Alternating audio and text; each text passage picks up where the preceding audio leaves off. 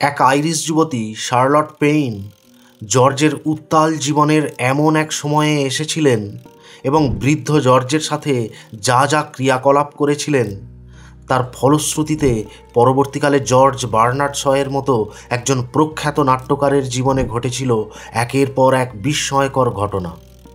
Oxford বিশ্ববিদ্যালয় তাঁকে যখন উপাধি দিতে চেয়েছিল, তিনি বিনীতভাবে বলেছিলেন তাঁর নামের আগে অথবা পিছনে কোনো উপাধির দরকার নেই।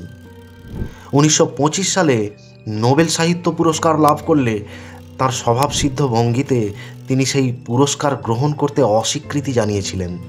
পরে নোবেল কমিটির একান্ত অনুরোধে পুরস্কারের পদকটি গ্রহণ করেন, কিন্তু পুরস্কারের সমস্ত অর্থই দান করে দেন।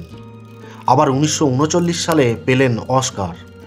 2016 সালে বব ডিলান সাহিত্যে নোবেল পুরস্কার পাওয়ার আগে পর্যন্ত তিনিই ছিলেন একমাত্র ব্যক্তি যিনি নোবেল এবং অস্কার বিশ্বের দুটি সর্বোচ্চ সম্মানেই ভূষিত হয়েছেন।